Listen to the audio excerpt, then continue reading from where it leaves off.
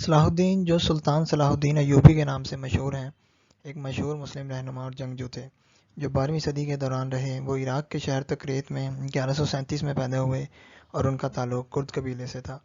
صلاح الدین کی ابتدائی زندگی سلجوق ترکوں کی خدمت میں گزری جن کا آبائی علاقے پر کنٹرول تھا۔ 1164 میں وہ اپنے چچا شیرکو کی خدمت میں شامل ہوئے اور جو مصر کے حکمران نور الدین کی فوج میں ایک جنرل تھا۔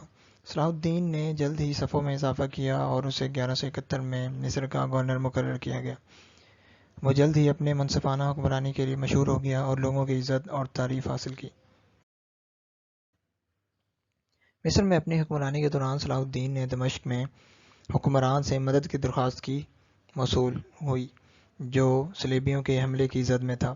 صلاح الدین مدد کرنے پر آمادہ ہوا اور اپنی فوج کو دمشق کے دفاع کی طرف لے گیا۔ یہ صلیبیوں کے خلاف صلاح الدین کی طویل جدوجہد کا آغاز تھا۔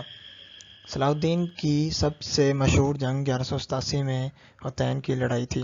یروشلم کے بادشاہ گوئے کی قیادت میں صلیبیوں نے مسلمانوں سے یروشلم کو چھیننے کے لیے ایک بڑی فوج جمع کی تھی۔ صلاح الدین نے حطین میں ان سے ملاقات کی اور تعداد سے زیادہ ہونے کے باوجود انہیں فیصلہ کن شکست دینے میں کامیاب ہو گیا۔ اس نے کنگ گوئے اور بہت سے صلاح الدین کا یروشلم پر قبضہ صلیبی جنگوں کی تاریخ میں ایک اہم موڑ تھا۔ اس نے یہ ظاہر کیا کہ مسلمان ایک ایسی قیادت ہیں جن کا حساب لیا جانا چاہیے اور صلیبیوں کے ناقابل تسخیر ہونے کے افسانے کو توڑ دیا۔ ان کی فتح کا جشن پوری اسلامی دنیا میں منایا گیا۔ وہ صلیبیوں کے خلاف ایک ہیرو اور مزاحمت کی علامت بن گئے۔ صلاح الدین کے یروشلم کی فتح صلیبیوں کے خلاف اس کی جدوجہد کا خاتمہ نہیں تھا۔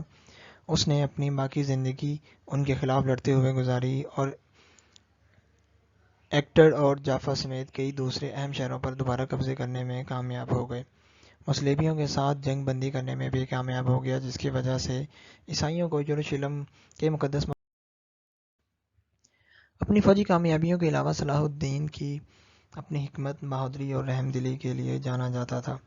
وہ ایک دیانتدار مسلمان تھے اور اپنی ذاتی اور سیاسی زندگی میں اسلام کی تعلیمات پر عمل پیرا تھے۔